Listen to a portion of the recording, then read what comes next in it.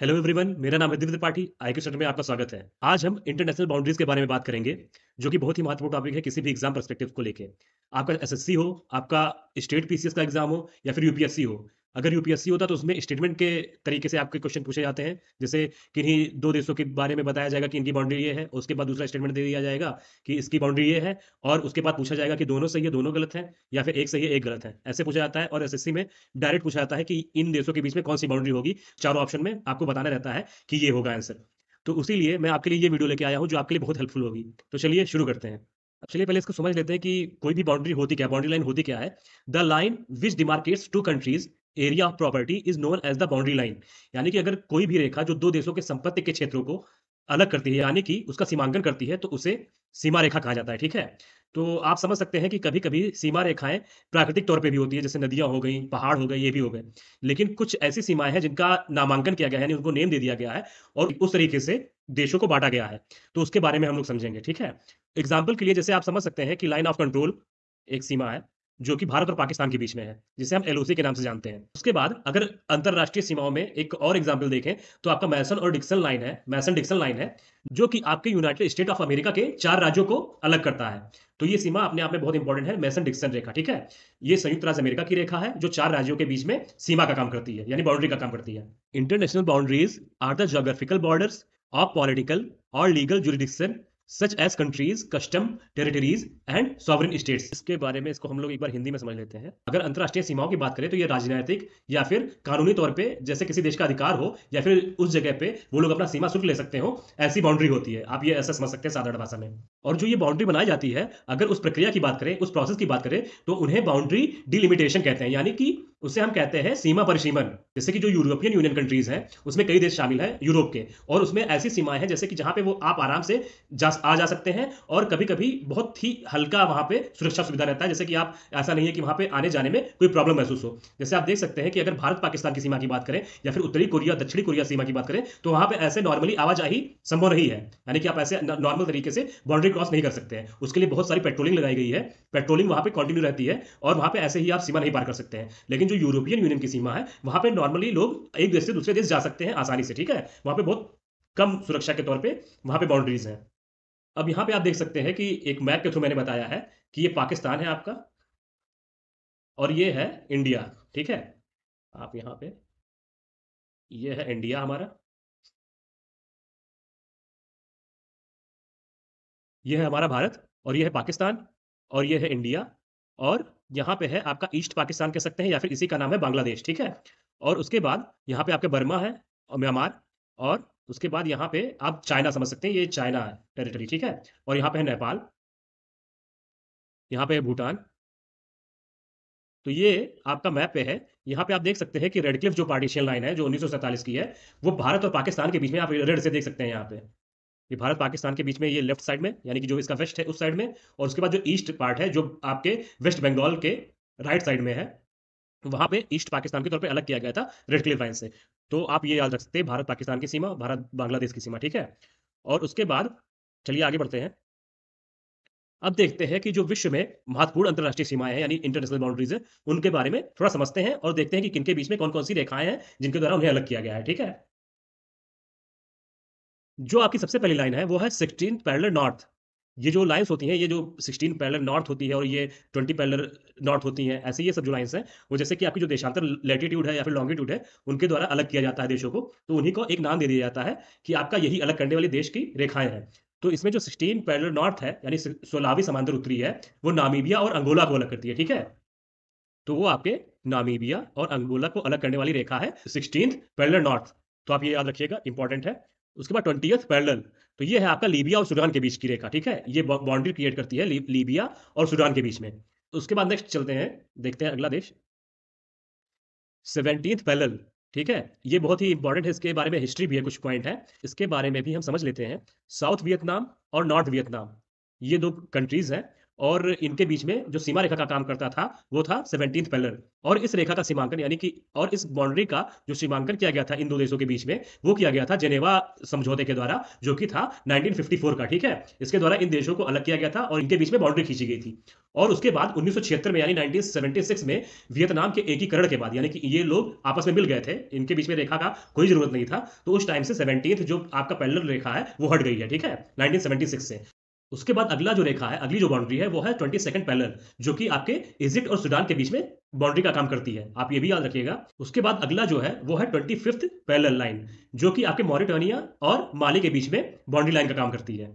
ये भी याद रखिएगा, आपके ये सारे अफ्रीकन कंट्रीज हैं। आप इजिप्ट देख लीजिए, सूडान देख लीजिए, चाहे मॉरिटानिया और या माली। अब बात करते हैं 31st पैरेलल की, यानी जो 31वां समांतर रेखा है, वो किनके बीच में बाउंड्री का काम करता है। तो ये अपने आप में इसलिए इंपॉर्टेंट हो जाता है क्योंकि ये जो लाइन गई है 31st पैरेलल, वो ईरान और इराक को भी अलग करती है और आपका जो यूएस में लुसियाना है और मिसिसिपी है, ये जो राज्य है, उनको भी अलग करने का काम करती है। उनके बीच में भी सीमा बनाने का काम करती है। तो आप ये याद रखिएगा कि जो आपका 31st पैरेलल है, वो आपके ईरान और इराक की सीमा रेखा बना रहा है, बाउंड्री बना रहा है और उसके बाद लुसियाना और मिसिसिपी की भी सीमा बनाता है, जो कि यूएसए में है, ठीक है? तो आप यहाँ पे आपको समझाने के लिए ये कैसे ये काम कर रहा है कि एक आपको दिख रहा है कि आपका एक एशियन कंट्रीज़ है और आपको दूसरा दिख रहा है यूएसए की कंट्री है। तो ये कैसे हो रहा है? तो आपको मैं दिखा दूँ कि जैसे कि आप मान लीजिए, ये मान लीजिए आपका अमेरिका है।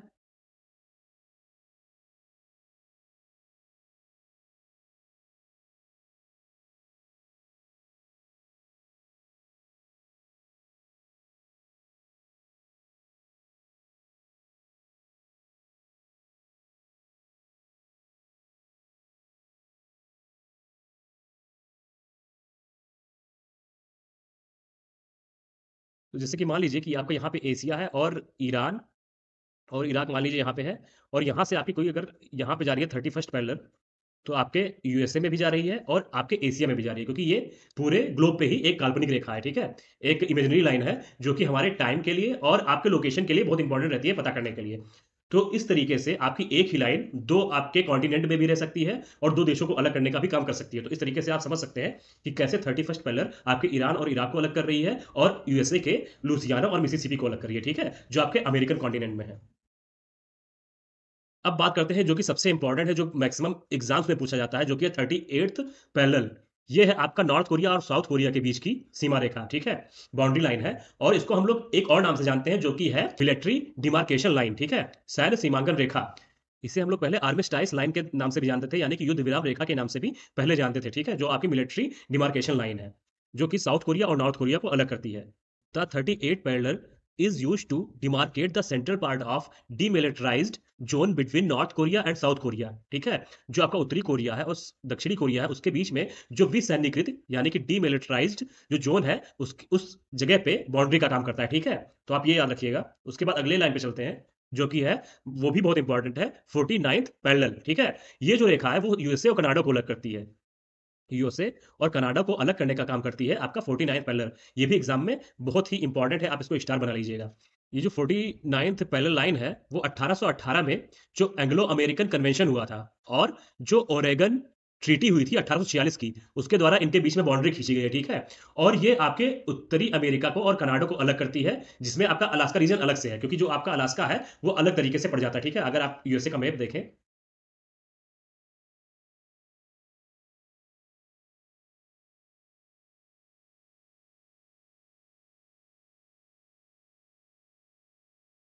अगर आप ये यूएसए का मैप समझ लें, तो यहाँ पे जैसे कि मान लीजिए आपका यहाँ पे ये लाइन है और उसके बाद ये आपका अलास्का हो जाता है, ठीक है? ये आपका अलास्का है, ये आपका कनाडा है और ये आपका यूएसए है, ठीक है? और उसके बाद यहाँ पे आपका मेक्सिको हो जाएगा। तो कुल मिला के जो आपका यूएसए और कनाडा को अलग करता है, तो ये तो 49th पैरेलल लाइन है। लेकिन आपका अलास्का तो इस जगह पे हो जाता है ना, एकदम अलग जगह पे है, साइड में है। तो इस वजह से ये जो लाइन है, वो अमेरिका और कनाडा को तो अलग करती है, लेकिन उसमें अलास्का रीजन अलग से है। तो हमें ये भी क्वेश्चन पूछा गया है कि इसमें कौन-सा रीजन इससे अलग नहीं होता इस लाइन से, तो आप बताइएगा कि अलास्का, ठीक है?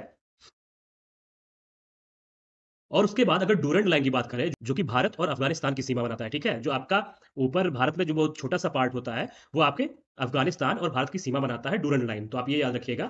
जो अफ़गानिस्तान के तत्कालिक अमीर थे, यानी कि जो उस टाइम पे उसको लीड करते थे अफ़गानिस्तान को 1893 में, और जो मॉर्टिमर डुरंड थे, उनके द्वारा ये बाउंड्री तैयार किया गया था, ठीक है? उनके बीच में ये समझौता हुआ था और ये लाइन डिसाइड किया गया था कि भारत और अफ़गानिस्तान के बीच में डुरंड लाइन रहेगी।